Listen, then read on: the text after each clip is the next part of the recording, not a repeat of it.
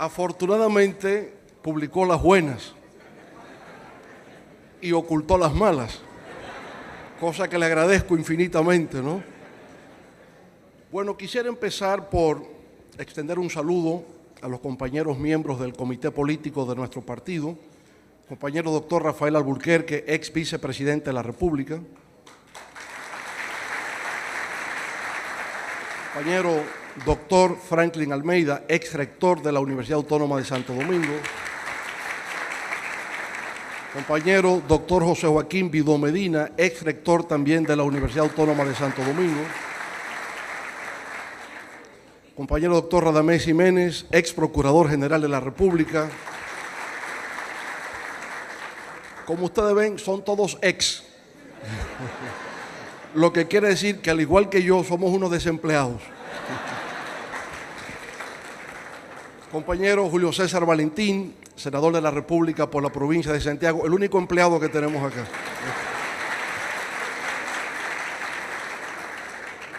Quisiera también saludar al compañero Franklin Rodríguez, secretario general de la Juventud PLDista.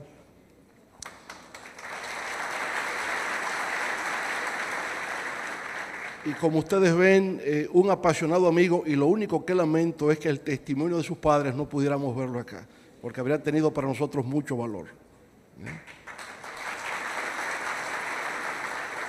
Nuestros saludos al señor embajador de la República Bolivariana de Venezuela, don Alberto Castelar, compañero embajador de Ecuador, don Carlos López Dam, embajador de la República de Cuba, compañero Carlos de Jesús de la Nuez, honorable señor embajador de Nicaragua, compañero Nelson Artola, y embajador de la República China de Taiwán, Ping Fihou, distinguido amigo también de nuestro país. Muchas gracias por su presencia a todos ustedes.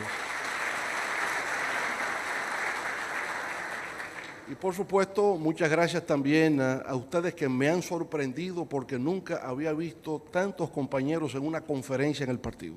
Me impresionan, pero agradezco sinceramente el que puedan estar aquí. Saludo también a los jóvenes de la República Dominicana con ocasión de la celebración de su día, el Día Nacional de la Juventud. Y sabemos que el futuro de nuestro país depende realmente de nuestros jóvenes. Para ellos, nuestro apoyo solidario y nuestro respaldo en todas sus iniciativas.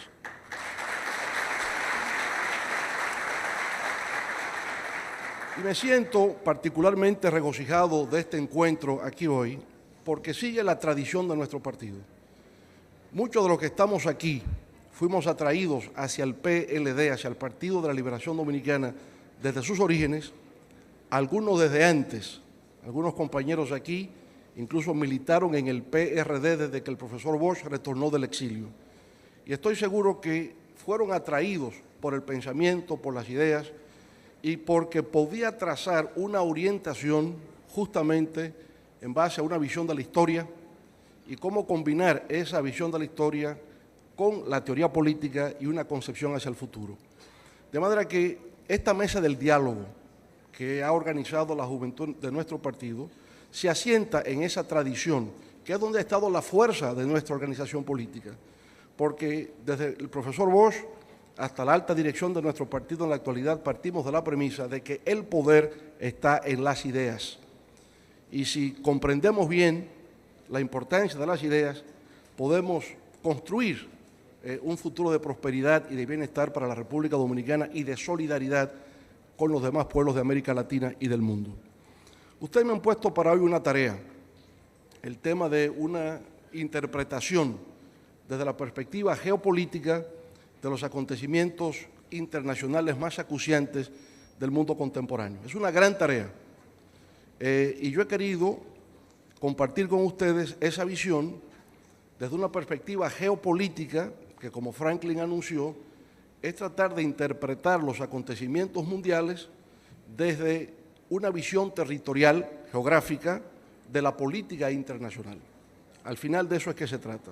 Obviamente hay diversas corrientes de pensamiento dentro de la geopolítica, originalmente una versión alemana, una versión norteamericana, una versión francesa, hay distintas corrientes. La visión geopolítica durante mucho tiempo estuvo desacreditada por el hecho de que los nazifascistas hitlerianos la asumieron como herramienta analítica y plantearon la teoría del espacio vital y de la superioridad racial de los indoeuropeos con respecto a las demás expresiones étnicas, y eso quedó desacreditado con el fascismo. Pero en los últimos tiempos ha sido retomada por la escuela francesa de Yves Lacoste, ha sido también tomada por una corriente de interpretación neorrealista dentro de los estudios internacionales, y hoy se le ve como un enfoque posible, una mirada, una contextualización acerca de los problemas internacionales. Entonces yo trataré de compartir con ustedes en imágenes, con una reflexión histórica, cómo la situación internacional ha evolucionado y cuáles son los desafíos que tenemos para el día de hoy. Y creo, en eso podemos partir como un punto de consenso, que hay dos grandes acontecimientos históricos en el siglo XX que van a marcar todo lo que somos hoy. Uno es la Primera Guerra Mundial y luego la Segunda Guerra Mundial, porque todo lo que surge en el mundo contemporáneo tiene sus orígenes ahí. ¿Qué pasa con la Primera Guerra Mundial? La Primera Guerra Mundial nos va a producir la Revolución Bolchevique de 1917. Y la Revolución Bolchevique es el gran acontecimiento que va a transformar el siglo XX. Ahora bien, ¿cómo fue posible la Revolución Bolchevique? Porque Carlos Marx, cuando está teorizando acerca del capitalismo industrial del siglo XIX, planteó que la revolución socialista sería posible en aquellos países con mayor desarrollo de sus fuerzas productivas, y que aquellos que efectivamente alcanzasen ese mayor desarrollo de las fuerzas productivas pasarían del capitalismo hacia el socialismo, dentro del marco del capitalismo industrial. Por tanto, en la perspectiva de Marx, el primer país que debió haber sido socialista debió haber sido Alemania, porque era el país que a finales del siglo XIX y principios del siglo XX mayor nivel de desarrollo capitalista habría alcanzado. O pudo haber sido el Reino Unido, que también, como resultado del uso del carbón, se convirtió en una potencia dentro del mundo desarrollado de finales del XIX y principios del siglo XX. Sin embargo, ni ocurrió en Alemania, ni ocurrió en Gran Bretaña, ocurrió en una Rusia feudal zarista. ¿Y por qué se dio en Rusia? Es lo que un discípulo de Carlos Marx intentó explicar en un texto que es clásico, que se llama El imperialismo, etapa superior del capitalismo. Y lo que planteó Lenin en ese texto es que el capitalismo se quebraba en su eslabón más débil. Y el eslabón más débil en aquel momento era la Rusia zarista, la Rusia de la dinastía de los Romanov. Ahora, esa revolución bolchevique en lo inmediato pasa por dos etapas. Una primera etapa, febrero de 1917, cuando la dinastía de los Romanov cae y llega al poder el movimiento llamado de los cadetes de Kerensky. Hasta ese momento era una revolución burguesa. En octubre del 17, los cadetes son derrotados por un grupo que emanó del Partido Socialista Obrero Ruso, que se dividió en el año de 1903 en dos corrientes, la corriente bolchevique, encabezada por Lenin, y la corriente menchevique, encabezada por León Trotsky. Ambas corrientes logran rearticularse y en el 17, como revolución bolchevique, toman el poder y realizan la primera revolución socialista del mundo. Bien, eso solo fue posible por la Primera Guerra Mundial. Fue en el marco de la guerra donde los bolcheviques, que eran un grupo minoritario, pudieron tomar el poder. Bueno, ahí podemos ver las tres grandes figuras: Lenin, Stalin, sucesor de Lenin, luego que él muere en el 1924, Stalin era el secretario general del partido y alcanzó el poder, pero en lucha con la otra gran figura de la revolución, que fue León Trotsky, derrotado ya hacia 1929, sale de Rusia. Hay unos textos maravillosos de un escritor polaco llamado Isaac Deutscher sobre Trotsky, que se llama Trotsky el profeta armado, Trotsky el profeta desarmado y Trotsky el profeta desterrado, y que traza un poco la historia de aquella época. Bueno, otro gran acontecimiento de la Primera Guerra Mundial fue el Tratado de Versalles de 1919. ¿Por qué razón el Tratado de Versalles va a tener gran importancia? Porque la firma de ese Tratado de Paz comete el error de excluir al vencido y de humillarlo y de pedirle reparaciones de guerra. Alemania tendrá que pagar con dinero los daños causados en la guerra a sus adversarios. Y por supuesto eso para Alemania representa una gran humillación, y en ese Tratado de Versalles está la raíz de la reemergencia alemana en los años 30, pero sobre todo en el surgimiento del fascismo. El fascismo que empieza en Italia con Benito Mussolini, los llamados combatos di fascimento, en la década de los 20, Mussolini, que viene de un partido nacional socialista, toma el poder en el 1922. Viene la Gran Depresión de los años 30 y el Partido Nacional Socialista Alemán nazi toma el poder en el 1933, ya Hitler como canciller. Entonces tenemos el fascismo también como corriente política que no existía. Tenemos el socialismo y tenemos el fascismo.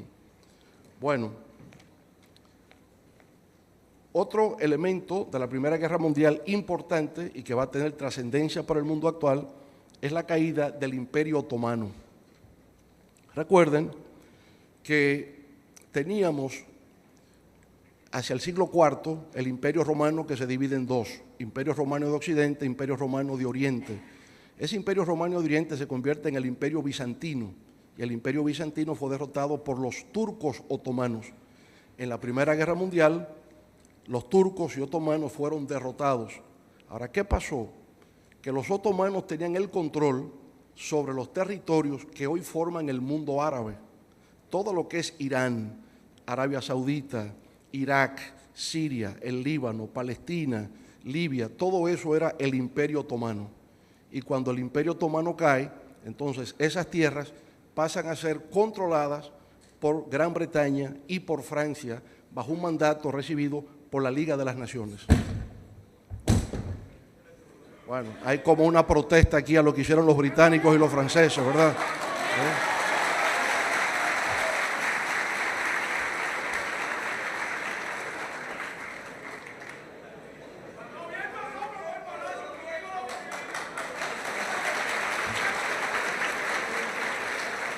Bueno, usted dice que fueron los vientos.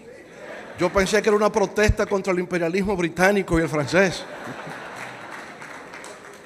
En todo caso, lo que quiero decir es que la caída del Imperio Otomano tiene consecuencias al día de hoy, porque es que todos esos territorios en el Medio Oriente y en el norte de África eran de los turcos otomanos.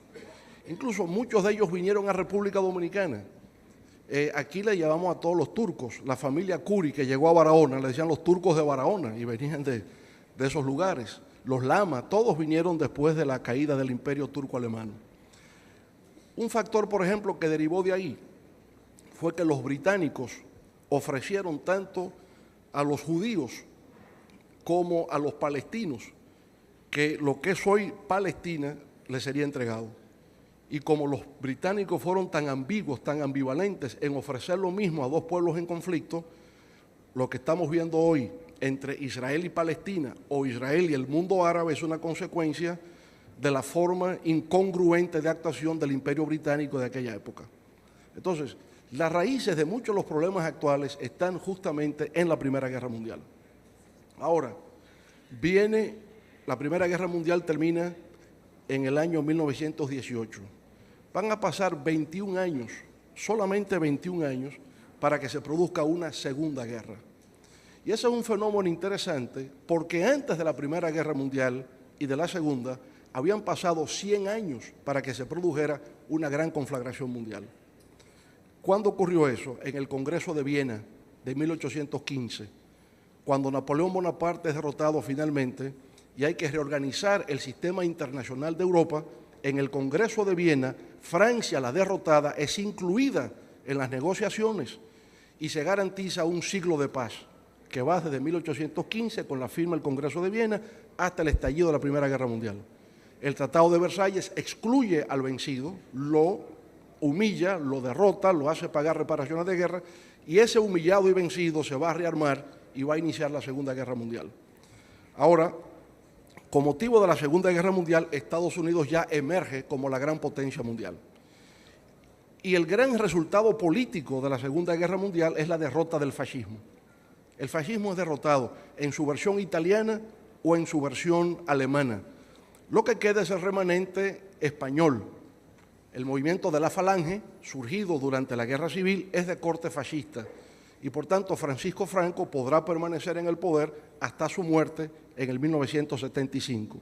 Pero el fascismo nunca representó una amenaza, ni siquiera participó en la Segunda Guerra Mundial. Franco realmente no se alió a Hitler y a Mussolini. España jugó como un papel neutro en la Segunda Guerra Mundial y por eso pudo sobrevivir. Aunque hay encuentros entre Franco y Hitler, lo cierto es que España no se involucró propiamente en la guerra y por eso sobrevivió después de 1945. Bueno, pero una cosa va a ocurrir también con motivo de la Segunda Guerra Mundial. Y es que el Ejército Rojo de la Unión de Repúblicas Socialistas Soviéticas, cuando viene del frente oriental hacia Occidente, va a tomar el control de los países de Europa del Este y además de la parte oriental de Berlín. Y por tanto, el socialismo, que había estado en un solo país desde 1917, en el 1945 el socialismo se extiende hacia Polonia, hacia Checoslovaquia, hacia Hungría, Rumanía y Bulgaria, hacia estos países. Por tanto, la idea de socialismo en un solo país queda resuelto con la llegada del Ejército Rojo a los países de Europa Oriental. Ahora, un fenómeno aquí a tomar en cuenta. Ninguno de estos países propiamente hizo una revolución.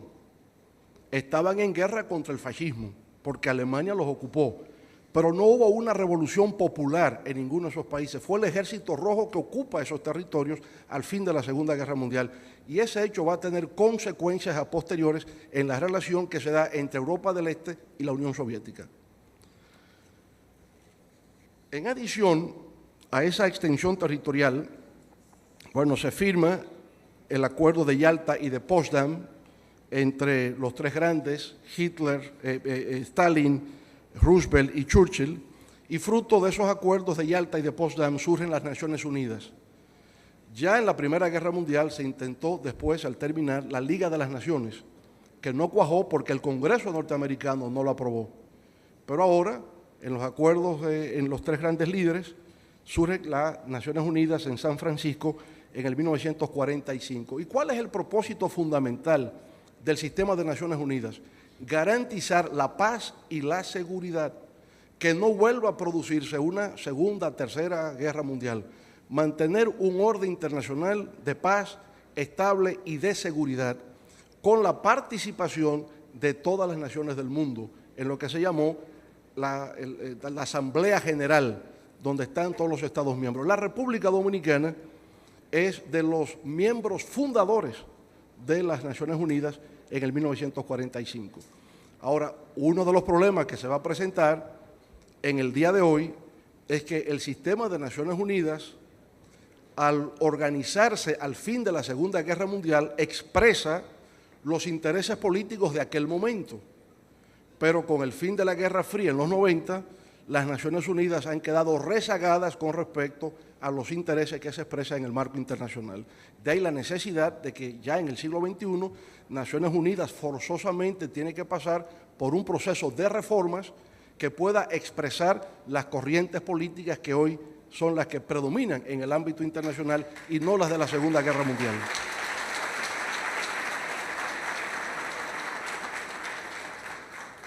Ahora, fruto de la extensión del modelo socialista y de la emergencia de Estados Unidos como potencia mundial, post-1945 el orden internacional será caracterizado como un periodo de Guerra Fría. También se le llama el periodo de la contención. Contención en la perspectiva norteamericana de avance al comunismo, como ellos le llamaron, doctrina Truman o doctrina de la contención. Y lo que vamos a ver es que todos los acontecimientos de carácter internacional que ocurren entre 1945 y 1991 estarán matizados por la Guerra Fría y por las esferas de influencia de estas dos grandes superpotencias. Ocurrirán en la esfera de influencia norteamericana y en la esfera de influencia soviética. Por ejemplo, en el 1948 se crea el Estado de Israel. Y debo decir aquí que en la Resolución de Naciones Unidas de 1948 se plantea dos estados, el Estado de Israel y el Estado de Palestina. Por tanto, lo que se discute hoy día de dos estados fue algo aprobado mediante una resolución de Naciones Unidas. No hay razón por la cual hoy día Palestina no sea un estado miembro oficial del sistema de las Naciones Unidas.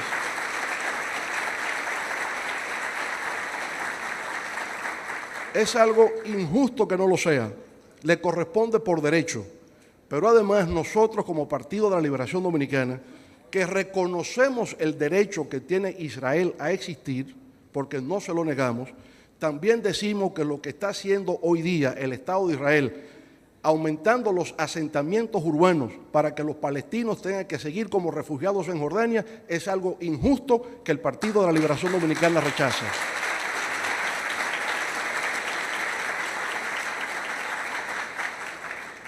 Bueno, 1949, otro gran acontecimiento, el triunfo de la Revolución China de Mao Zedong.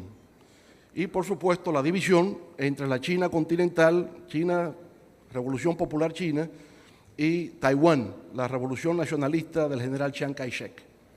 Fenómeno que está pendiente todavía en el marco de las relaciones internacionales, la relación entre la República Popular China y Taiwán, la República China de Taiwán.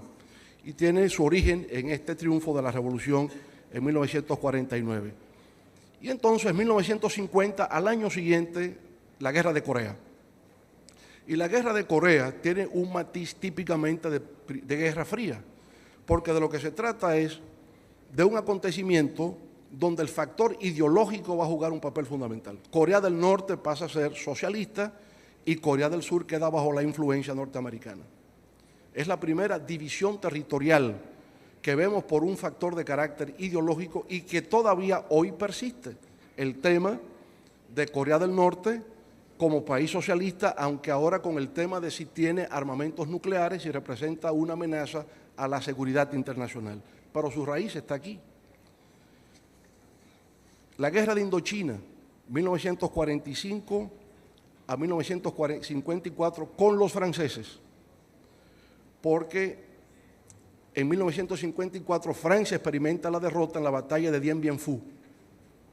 Y entonces los Estados Unidos entran a reemplazar a las tropas francesas y son derrotados finalmente en el 1975 y ya Indochina se integra como Vietnam, pero su origen está en el fenómeno de la descolonización y en el fenómeno de la Guerra Fría. La Guerra Fría en América Latina, la primera expresión la encontramos con el derrocamiento del gobierno de Jacobo Arbenz en el año de 1954 en Guatemala. Y aquí viene justamente la equivocación de los responsables de la política exterior norteamericana en saber diferenciar lo que es una revolución nacionalista de lo que es una revolución socialista. Una revolución nacionalista puede expropiar bienes, propiedades de empresas norteamericanas o extranjeras, y no quiere decir que es una revolución socialista. Lo que pasa es que en el caso de Guatemala, la empresa bananera tenía grandes extensiones de territorios, sobreexplotaba la mano de obra guatemalteca, y entonces hubo una reacción para controlar esa riqueza nacional. Entonces, Jacobo Arbenz nunca fue del Partido Comunista de Guatemala, ni estuvo vinculado a eso. Estados Unidos comete el error de calificar el movimiento de Arbenz como comunista y hay un derrocamiento a ese gobierno que va a crear serias dificultades en Centroamérica. Toda la crisis centroamericana de los años 80 encuentra sus raíces en esa errónea interpretación de la naturaleza de la revolución que se produjo en Guatemala. Naturalmente, ahí también está el factor de cercanía geográfico. El hecho de que Centroamérica, el Caribe, hayamos tenido esta proximidad geográfica con Estados Unidos, estamos en su esfera de influencia, las intervenciones norteamericanas han sido mucho más activas en esta parte del hemisferio que en América del Sur. Bolivia hizo una revolución en 1952, la revolución del movimiento nacionalista revolucionario de Víctor Paz Estenssoro, y sin embargo Estados Unidos no intervino en esa revolución.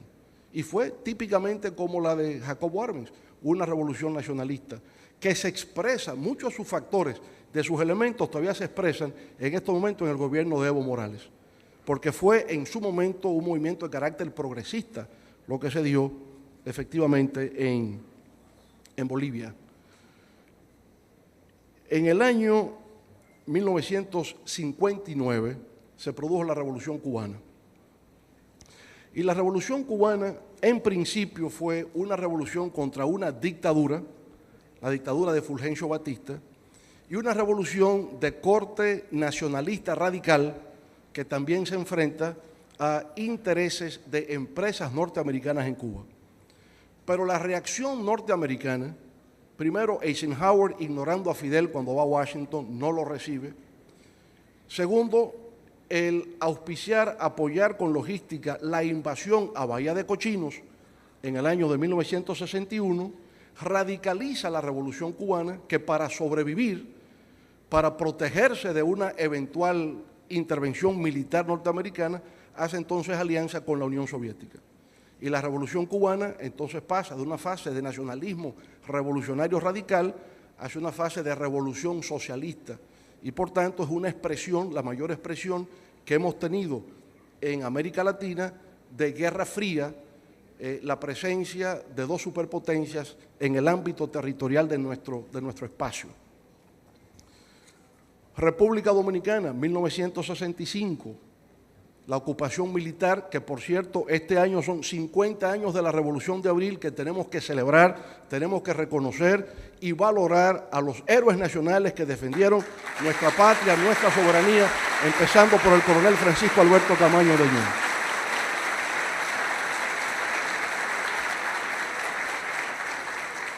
Aquí igual partimos de la premisa, ¿qué era Juan Bosch?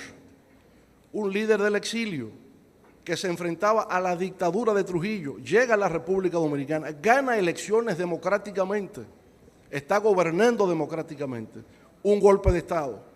Se intenta volver al poder con el respaldo popular a un gobierno que fue electo, con una constitucionalidad, y sin embargo Estados Unidos cree, el gobierno de Johnson, que esa revolución democrática dominicana constitucionalista es una revolución comunista que hay que aplastar.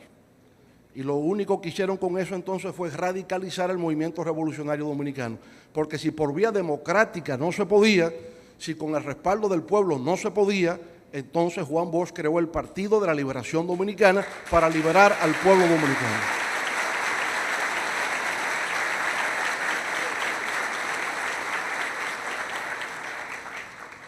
Bueno, y no se quedó aquí. Chile, en 1973, derrocamiento de Salvador Allende. Hoy sabemos por qué. Una intervención directa de la CIA para derrocar a Allende en razón de que Allende no era solo porque había nacionalizado el cobre chileno, la empresa Anaconda, sino porque en el pensamiento norteamericano de política exterior no se podía permitir que hubiese socialismo en territorio continental. Cuba era una isla, pero Chile estaba en el corazón del continente y por tanto no se podía permitir, conforme a la visión estratégica norteamericana, que hubiese socialismo en tierra continental. Fíjense que el enfoque es puramente geopolítico y naturalmente el hecho de que Cuba, a 90 millas de las costas de la Florida, fuera socialista en alianza con la Unión Soviética, en la perspectiva geopolítica norteamericana representaba una amenaza a su seguridad nacional. Ese es el enfoque. Bueno, 1979, desde el 59, con la Revolución Cubana, pasaron 20 años sin que hubiese otra revolución triunfante en América Latina. 1979, la Revolución Sandinista. Pero, ¿cuál es la reacción norteamericana, sobre todo la época de Reagan, frente a la Revolución Sandinista? Su derrocamiento, armar a la contra, con la finalidad de que la Revolución Sandinista sucumbiese. Esa fue la actitud. Como ocurrió también con la Revolución de Grenada, en 1983, la intervención norteamericana para el derrocamiento de Maurice Bishop y Bernard Coward, aunque ellos cometieron errores propios, errores del movimiento de la Nueva Joya, que propició el que Estados Unidos interviniese militarmente. En todo caso, no había razón para intervenir, porque Grenada, aunque sea un pequeño país del Caribe, es un país independiente, es un país soberano, que tenía que resolver sus conflictos internos, pero no con una fuerza exterior que aprovechó el momento para derrocarlo porque sabía de la vinculación que tenía con el movimiento revolucionario latinoamericano. Bueno, esto estaba ocurriendo, como ustedes ven, en Asia, con Corea, con la Indochina, en América Latina, donde el factor era una confrontación entre dos ideologías, dos formas de organización, entre socialismo y capitalismo, dos superpotencias, Estados Unidos y la Unión Soviética. En el ámbito de la esfera de influencia soviética se estaban produciendo también acontecimientos importantes, porque había una actitud antisoviética. Es decir, se entendía en algunos de estos países que la Unión Soviética imponía su hegemonía y no lo consideraba como parte de un movimiento socialista. Y por eso tenemos la rebelión de Budapest en el año de 1956, ¿verdad? La revolución de Hungría. Y tenemos la primavera de Praga, 1968, y la invasión soviética de Checoslovaquia en 1968, que fue muy debatida en todas partes, que dividió al movimiento revolucionario internacional, porque si nosotros por aquí criticábamos la invasión norteamericana, teníamos que ver de igual forma la invasión soviética a Checoslovaquia o la invasión a Hungría. O sea, lo veíamos en términos de soberanía y de independencia. Pero hay un acontecimiento que escapa ahora a esa confrontación ideológica capitalismo-socialismo y que va a tener una trascendencia hasta el día de hoy. 1979. Y fíjense que el 79 es un año muy interesante. Es la revolución sandinista, es la revolución de Granada y ahora es el triunfo de la revolución islámica del Ayatollah Khomeini. ¿Por qué digo que este acontecimiento tiene esa gran trascendencia? Porque por vez primera el Islam va a aparecer como una herramienta política y aparece justamente con el triunfo del Ayatollah Khomeini sobre el Shah de Irán, que había sido puesto por Estados Unidos en el 1952 después de la derrota del doctor Mohammad Mossadegh, que había nacionalizado el petróleo británico en Irán. Entonces fue derrocado y se llevó al Shah, que se mantuvo allí con un modelo de modernización autoritaria hasta que se produce su caída en el 79. En el mismo 79, la ocupación soviética de Afganistán. Y esto va a ser importante porque se va a extender desde el 79 hasta el año 87, 88, y lo que va a ocurrir es que un joven que había nacido en Arabia Saudita, que pertenecía al movimiento islámico radical, se fue a Afganistán a enfrentarse a las tropas soviéticas. Y en esa lucha recibe el respaldo de Estados Unidos para enfrentarse a los soviéticos. Ese joven se llama Osama Bin Laden. Y Osama Bin Laden, que se va a formar ahí con apoyo norteamericano, después va a jugar un papel que todos conocemos en el marco del terrorismo global. 1980 al 88, la guerra entre Irak e Irán. Y en esa guerra se está peleando por razones geopolíticas. Es un punto en el mapa que se llama Shatt al-Arab, por donde el petróleo sale hacia el estrecho de Hormuz. Entonces, Irán e Irak desatan una guerra de 10 años por control de ese espacio marítimo, pero esa guerra Estados Unidos respalda a Irak, encabezada por Saddam Hussein. De manera que la gran paradoja que vamos viendo es que Estados Unidos respalda a Osama Bin Laden contra la Unión Soviética y era aliado de Saddam Hussein en la lucha contra Irán, porque el enemigo en aquel momento era el Ayatollah Khomeini y la revolución islámica. Bueno, ¿qué es lo que pasa en primer lugar? ¿Cómo se produce el conflicto entre Irak y los Estados Unidos? Saddam Hussein, que ha tenido esta guerra de 10 años frente a Irán, al terminar la guerra considera que su país económicamente está en debilidad y que los demás países árabes petroleros deben contribuir con Irak para rehabilitar su situación económica, empezando por Kuwait, que se niega. la historia cuenta que Saddam Hussein tuvo una reunión con la embajadora norteamericana en Irak y que él le expresó que iba a ocupar a Kuwait, que Irak nunca consideró como país independiente, sino que en la repartición de territorios post caída del Imperio Otomano se lo dieron a los kuwaitíes cuando le pertenecía a los iraquíes. Entonces Irak nunca ha reconocido a Kuwait y entendía que eso era territorio suyo y lo ocuparon.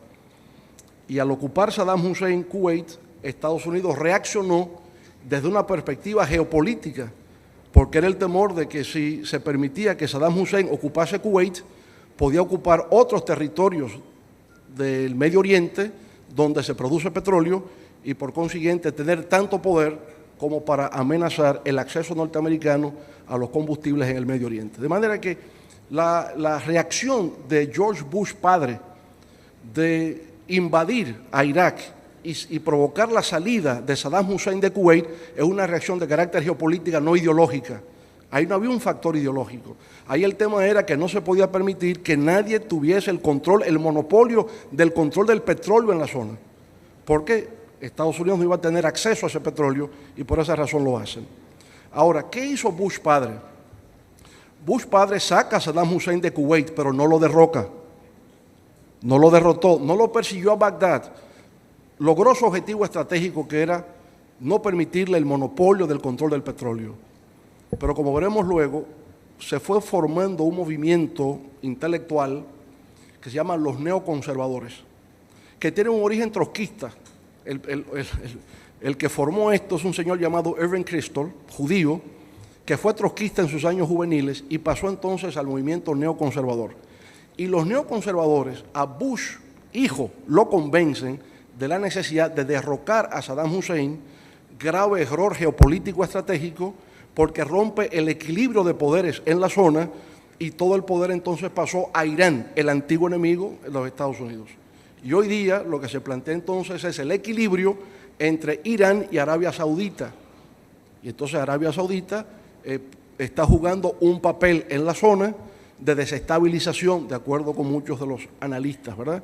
Porque Arabia Saudita, conjuntamente con otros estados de la zona, financiaron la desestabilización en lo que se ha llamado la primavera árabe. Entonces, factores geopolíticos estratégicos jugaron la idea de hasta dónde dejar a Saddam Hussein.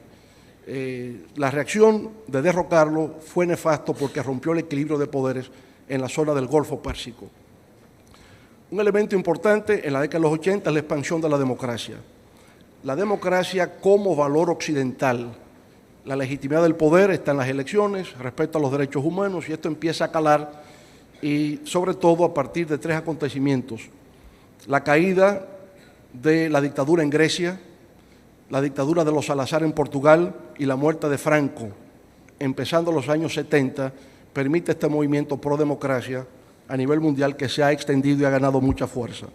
1980, las primeras revueltas contra la Unión Soviética en los 50, ¿verdad? Vimos a Hungría, vimos a Checoslovaquia después en los 60, y en los 80 vuelve la protesta polaca, el sindicato Solidaridad con Lech Walesa. Y los 80 van a ser años turbulentos porque, en efecto, va a terminar con la caída de los países de Europa del Este. Los países que la Unión Soviética había conquistado por vía militar, todos caen en los años 80 y el modelo de la democracia popular socialista cae, lo que es motivo de reflexión. En el fondo es porque nunca hubo una revolución. Eso fue fruto de los resultados de un conflicto armado. Pero luego lo más importante y lo inesperado es cómo termina la Guerra Fría. Y la Guerra Fría termina con la desintegración de la Unión Soviética. Algo realmente inesperado. Que la Guerra Fría fuese a terminar así, eso realmente sorprendió a todos los analistas de la política mundial. Pero hoy sabemos, quizás uno de los motivos fundamentales, aunque la Unión Soviética vino atravesando por distintos periodos, ¿verdad? Es la época leninista, la época estalinista, la época de Khrushchev, el 20º Congreso del PECUS, del Partido Comunista de la Unión Soviética, que hizo profundas reflexiones y críticas a lo que fue el estalinismo, pero ya luego el tema vino por la dedicación casi exclusiva a una carrera armamentista frente a los Estados Unidos, no pudieron desarrollar una industria ligera que pudiese satisfacer la demanda de consumo de la población, y la superioridad económica norteamericana ahogó a la economía soviética. Eso era la base de la carrera armamentista. Y Gorbachev, que con la política de perestroika y glasnost llega para transformar el socialismo, porque su idea era la transformación del socialismo, se convirtió en el sepulturero del socialismo, ¿verdad? Y por tanto, la brecha, el periodo de la confrontación ideológica de Guerra Fría termina ahí, en el 1991. Arrancó con el triunfo de la Revolución Bolchevique del 17 y termina en el 1991 con la desintegración de la Unión Soviética y la creación de lo que se llama la Comunidad de Estados Independientes, que son 15 países que antes formaban las repúblicas socialistas soviéticas. Entonces, ¿qué va a pasar ahora? Porque vamos a entrar a nuestra etapa. Porque de fin de la Segunda Guerra Mundial hasta la desintegración de la Unión Soviética, el paradigma de las relaciones internacionales era muy claro: Guerra Fría, Estados Unidos o la Unión Soviética, socialismo o capitalismo, todos los conflictos estaban ahí. Ahora no, ahora viene algo nuevo y se van a crear los nuevos paradigmas de relaciones internacionales. El primero es un profesor llamado Francis Fukuyama, que trabaja para la corporación RAND, y él elabora una tesis que ha perdido hoy día toda credibilidad teórica o científica, que se llama El fin de la historia y el último hombre. Él hace un estudio interesante filosófico de Hegel, que es la base o la raíz del marxismo, porque cuando a Marx se le preguntaba dónde estaban los pilares de su concepción, eran tres cosas. En la filosofía clásica alemana, Hegel, era la economía clásica inglesa y era el socialismo utópico francés. De eso se nutre el marxismo. Entonces, el que este pensador se apoye en Hegel para construir una metáfora y decir que así como el triunfo de Napoleón en la batalla de Jena en el 1806 representó un cambio de rumbo en la historia, la desintegración de la Unión Soviética y la expansión de la democracia era el fin de la historia, así como se planteó en la perspectiva marxista de que era la desaparición del Estado, o sea, el Estado desaparece. En esta concepción, el fin de la historia está en que hemos arribado a la democracia capitalista de mercado, y que si todos los países adoptan la democracia capitalista de mercado, la paz va a reinar porque las democracias no se pelean entre sí. Bueno, resulta que el mundo que se ha construido post-1991 es un mundo mucho más complejo que esto que planteaba Francis Fukuyama, y por tanto él mismo ni cree en su propia tesis del fin de la historia, porque ha escrito un trabajo reciente que se titula El futuro de la historia.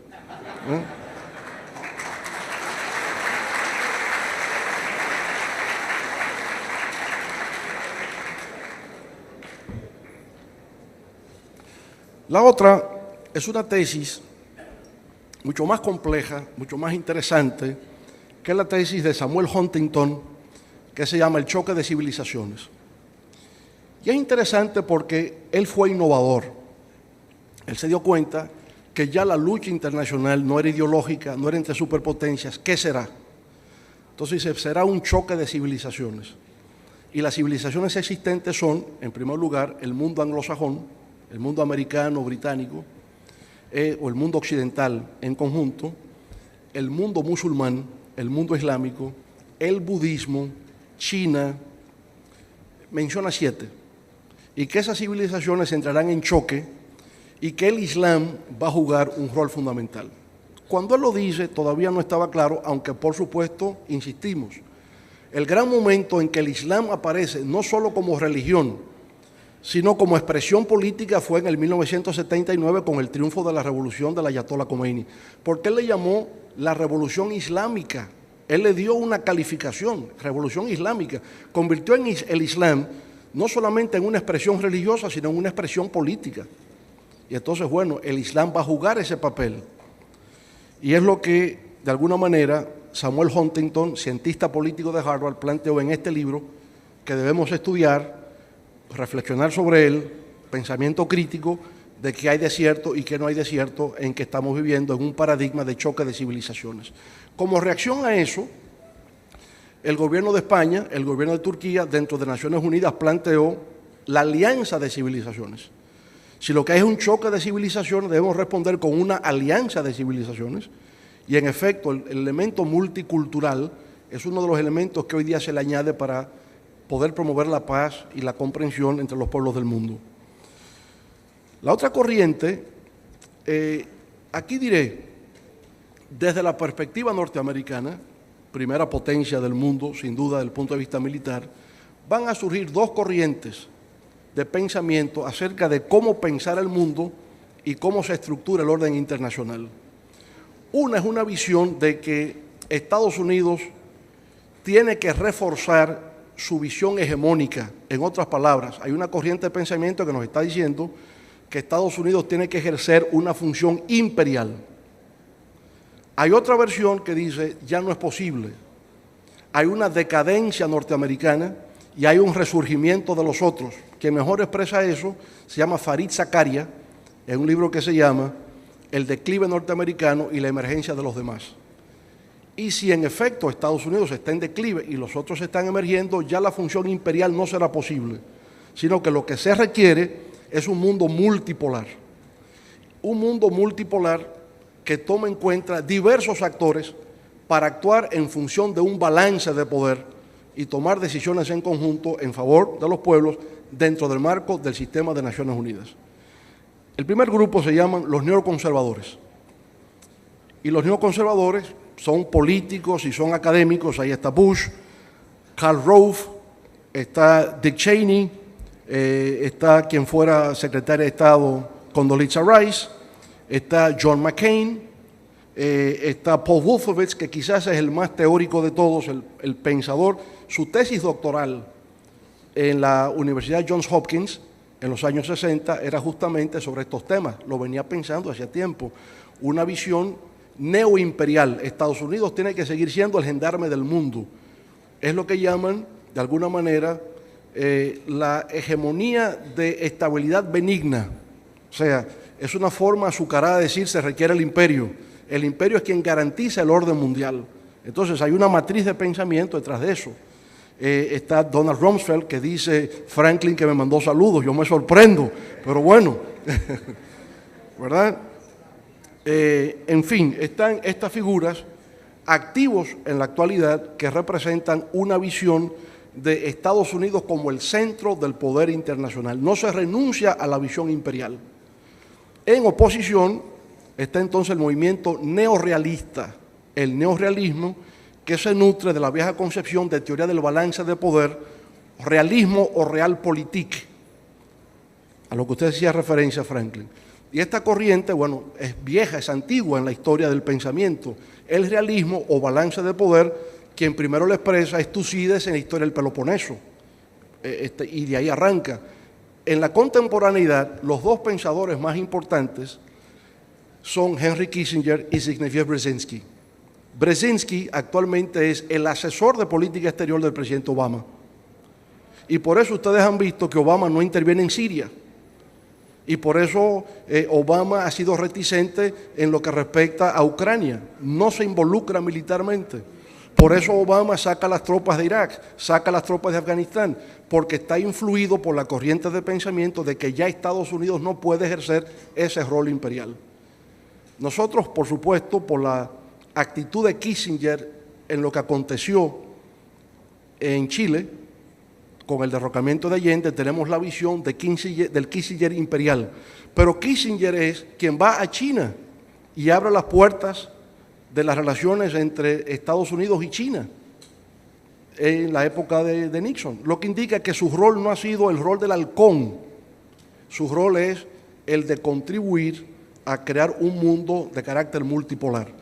Pero la percepción que se tiene del actor político Henry Kissinger es lo contrario. Se le ve como el halcón, pero sus trabajos, la diplomacia, un nuevo orden mundial y su tesis doctoral en Harvard, que fue por la restauración de un orden, su tesis sobre el Congreso de Viena, es un partidario fehaciente de la teoría del balance de poder. Y lo mismo Brzezinski, ¿verdad? Entonces, esta corriente neorrealista están en choque en Estados Unidos. Unos insisten que Estados Unidos tiene que seguir siendo una fuerza imperial unipolar y otros entienden que ya no es posible, que tiene que ser una organización multipolar que tiene que jugar al balance de poder. Bueno, ¿cómo se va a ver esto? Hablábamos de que la antigua Unión Soviética se divide en los 15 estados independientes. 15 estados que eran antiguas repúblicas soviéticas. Pero ¿qué es lo que ha ocurrido? Que desde la época de George Bush, hijo, la OTAN, que era la alianza militar del mundo occidental frente al socialismo que estaba en el Pacto de Varsovia, empiezan a desplazarse militarmente hacia los países de Europa del Este. De manera que Polonia es miembro de la OTAN, Hungría es miembro de la OTAN, Rumanía es miembro de la OTAN, habían sido el Pacto de Varsovia, hoy día Unión Europea, Estados Unidos militarmente ya están en alianza con esos países. ¿Cómo habría de reaccionar Rusia frente al hecho de que hay un desplazamiento de tropas militares que se acerca a sus fronteras? Lo tiene que ver con preocupación. Pero el problema se torna más agudo cuando los estados del Báltico, Lituania, Letonia, Estonia, que eran repúblicas socialistas soviéticas, también pasan a ser miembros de la OTAN. Y la preocupación es mayor cuando ya se acercan las fronteras con estados como Georgia, Bielorrusia, que es tentada, aunque no lo es, y finalmente Ucrania, que hace frontera con Rusia. Rusia reacciona como tendría que reaccionar si está defendiendo el interés nacional ruso, que es ¿cuál? Bueno, ocupa la península de Crimea, porque de la península de Crimea tiene acceso al Mar Negro, y desde el Mar Negro puede salir hacia el Atlántico. Si no tiene la península de Crimea y no tiene el Mar Negro, la flota rusa no puede salir hacia el Atlántico, y por tanto hay un problema estratégico geopolítico clave. Rusia forzosamente tenía que hacer eso, pero tampoco Rusia puede permitir, conforme a su interés nacional, que Ucrania pase a integrar a la OTAN, porque si pasa a integrar a la OTAN, entonces tiene las tropas militares del mundo occidental en sus fronteras, no lo puede aceptar. Ahora ustedes dirán, y es que los de la OTAN entonces son unos provocadores, y lo que quieren es provocar la guerra. Ellos tienen una manera de pensar. Y Brzezinski en eso es quien le sirve de fundamento, en el sentido de que en la historia lo que siempre se ha visto es que el que controla Ucrania controla Eurasia, la región de Eurasia, y el que domina Eurasia domina el mundo.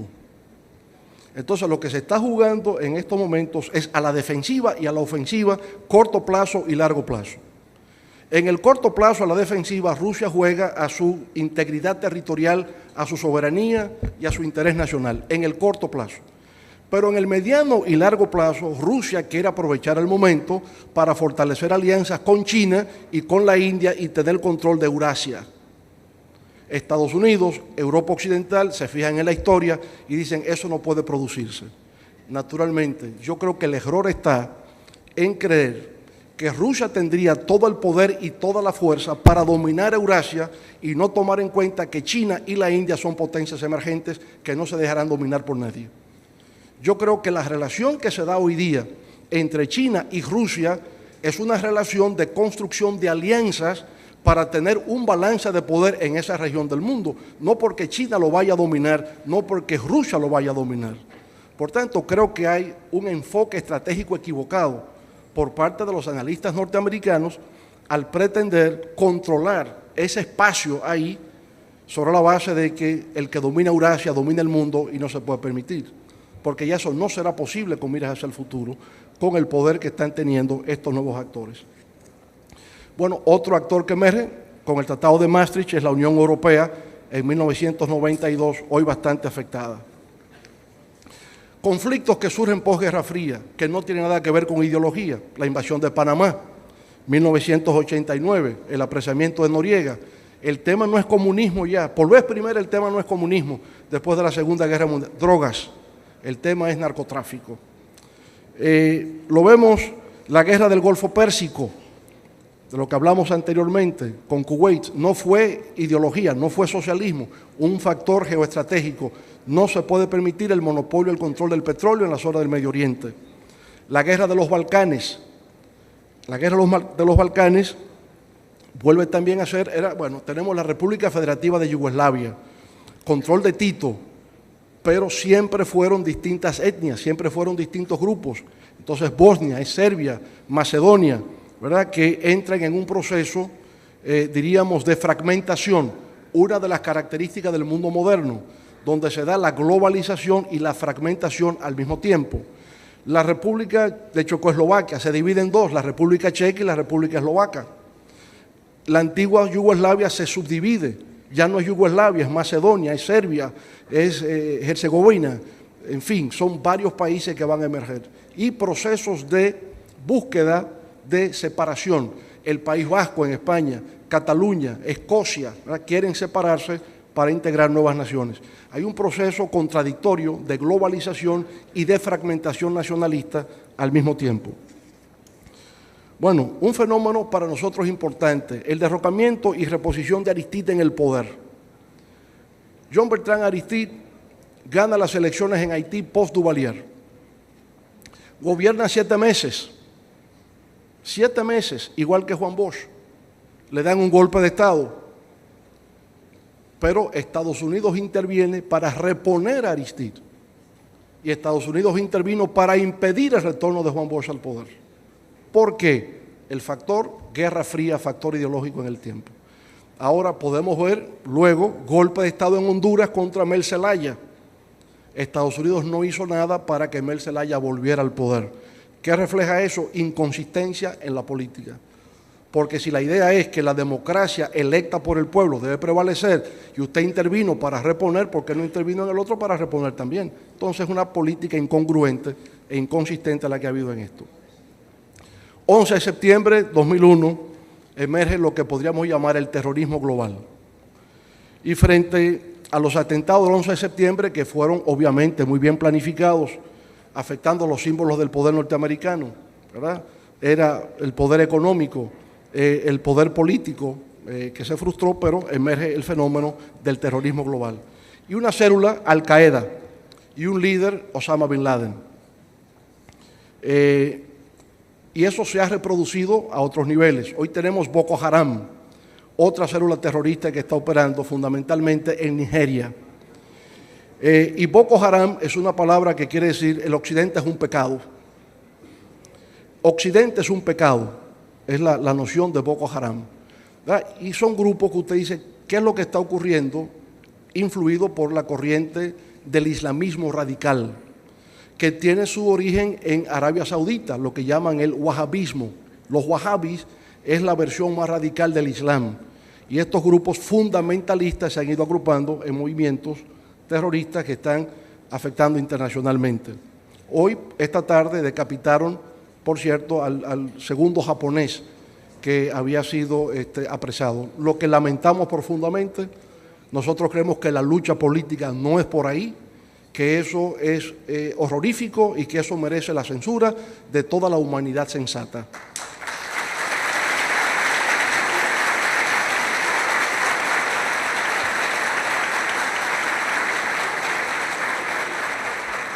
El otro grupo, diferente en sus características, que es el que ha estado operando en todo esto, el Estado Islámico del Levante y de Siria, o ISIS. Fíjense, esto es una reacción a la división territorial post caída del Imperio Otomano. Porque ¿qué es lo que ellos están reclamando? Territorio. Ellos están diciendo que el norte de Irak y el sur de Siria les corresponde, porque cuando se hizo por parte de los británicos y los franceses la división territorial, dejaron a esos grupos fuera. Es el primer grupo terrorista en el mundo que domina territorio, administra territorio. Y entonces ahí se plantea una situación complicada, porque es bregando con un estado atípico, con un estado anómalo, el que se está en el caso del Estado Islámico. Bueno, y más recientemente, lo que ocurrió en Francia, en París, con el ataque a la publicación de Charlie Hebdo.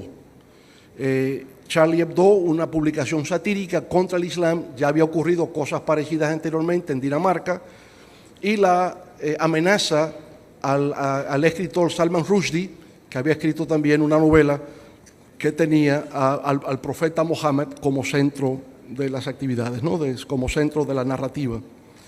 Como resultado, a los ataques terroristas del 11 de septiembre, la reacción fue guerra contra Afganistán e Irak.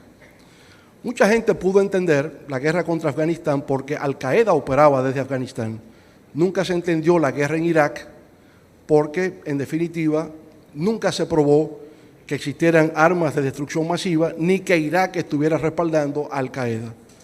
Eso fue bajo la presión del movimiento neoconservador que influyó en el presidente George W. Bush en la adopción de esa política equivocada que ha roto el equilibrio geopolítico en el Golfo Pérsico. Pero mientras tanto, en los años posguerra fría han emergido nuevos actores, los BRICS, Brasil, Rusia, India, China, Sudáfrica. Y estos países están jugando un rol importante de actores emergentes. Entre esos actores hay dos que son fundamentales, Rusia y China, de lo cual ya hemos hablado con anterioridad, con acercamiento, acuerdos en distintos ámbitos y que se constituye por consiguiente en una fuerza de contrapeso a lo que se pueda tener en el mundo occidental. De manera que el mundo, aunque no se ha querido, ha ido evolucionando hacia un sistema de balance de poder. China y Rusia aliados por un lado, Unión Europea, Estados Unidos por el otro, va creando en el nuevo sistema internacional un mecanismo de balance de poder, como siempre existió en la historia, al menos que exista algún actor que quiera imponerse hegemónicamente como fuerza imperial, y eso siempre es coyuntural en la historia. Todos los imperios han desaparecido. La globalización es un factor que caracteriza el mundo contemporáneo. Hay globalización comercial, globalización financiera, globalización cultural, globalización política. Es un fenómeno del mundo contemporáneo que ha sido impulsado por la revolución tecnológica. Y esa revolución tecnológica nos lleva a lo que Jeremy Rifkin, uno de los grandes teóricos contemporáneos, ha llamado la tercera revolución industrial. La tercera revolución industrial es la revolución digital en la que estamos viviendo y que está transformando formas de producción, formas de trabajo, formas de entretenimiento y toda la vida civilizada. Otro factor importante posguerra fría que aún vivimos es la crisis financiera global. Crisis financiera global motivada por lo que podríamos llamar la financiarización de la economía global y el predominio de un modelo de capitalismo financiero especulativo que podemos llamar como economía de casino. Lo que ha ocurrido en el mundo es que en los últimos 30 años el modelo neoliberal, porque es el modelo neoliberal, se ha expresado a través de una fórmula de capitalismo financiero especulativo y es lo que ha creado esta crisis financiera global de capitalismo financiero desregulado. Bueno, fenómeno reciente, la primavera árabe, ¿verdad? La primavera árabe promovida para presuntamente promover la democracia en la región. Hoy sabemos que la democracia no se exporta, necesita tener condiciones internas propias. Lo que se ha logrado es la desestabilización del mundo árabe, que hoy es un caos total. Libia sigue en una situación complicada. Egipto, bueno, ha habido 2 elecciones, pero no termina por estabilizarse. Siria está en guerra civil. En Yemen, golpe de Estado la semana pasada. Y ahora resulta que desde Yemen es que están operando las células que actuaron en París. La gente que atacó en París al Charlie Hebdo se están entrenando en Yemen. Y Yemen la semana pasada, golpe de Estado, estimulado por lo que fue la primavera árabe. Entonces tenemos desestabilización en el mundo árabe, guerra civil en Siria, que no termina de resolverse. Rusia tiene intereses porque aún tiene una base naval allí en Siria. Estados Unidos ya no puede intervenir en Siria porque dejó de ser un problema entre alawitas, chiitas y sunitas para convertirse ya en un problema del Estado Islámico del Levante. Y tenemos conflicto en el mar del sur de la China, donde China entra en conflicto con Japón por el control de unas islas que se presumen tienen recursos naturales. El conflicto Rusia-Ucrania, al que ya hemos hecho referencia, y entonces tenemos a América Latina en la economía mundial como un actor emergente, porque por vez primera tenemos a México, Argentina y Brasil como miembros del G20. Lo malo es que no hay coordinación entre estos tres grandes países de la región para representarnos a todos en lo que son las cumbres del G20. Y eso es parte de lo que yo creo que CELAC tendrá que manejar en sus reuniones del futuro, de que tengamos como América Latina y el Caribe una representación de todos nosotros.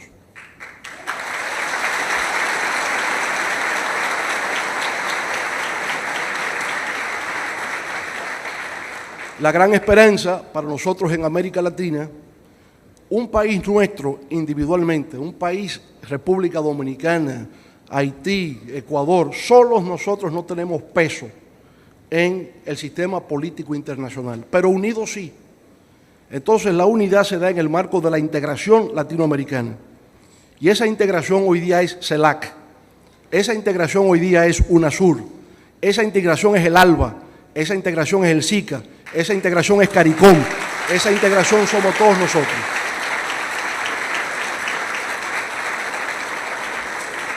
Y todos nosotros sí tenemos peso y sí tenemos representatividad en el ámbito de la política internacional. Y finalmente, creo que hay un acontecimiento muy importante para todos nosotros, rezagado en el tiempo, y que nos permite ver cómo, por primera vez, un presidente norteamericano, en su rendición de cuentas a sus compatriotas, dice expresamente, reconoce que su país durante 50 años ha cometido un grave error de política exterior frente a un pequeño país que le queda cerca, que es Cuba. Y por consiguiente, podemos decir que definitivamente ya sí estamos llegando al fin de la Guerra Fría en el Caribe con el diálogo entre Cuba y los Estados Unidos.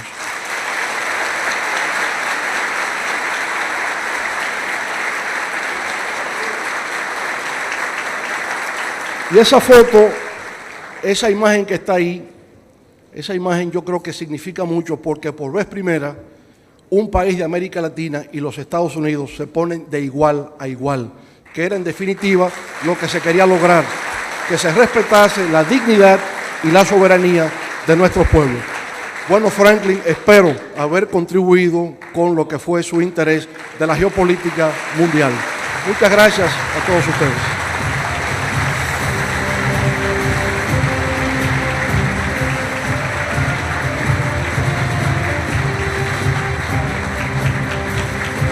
Extraordinaria esta conferencia del compañero presidente del Partido de la Liberación Dominicana. Así que muchas gracias y nos vemos en la próxima mesa del diálogo. Buenas noches.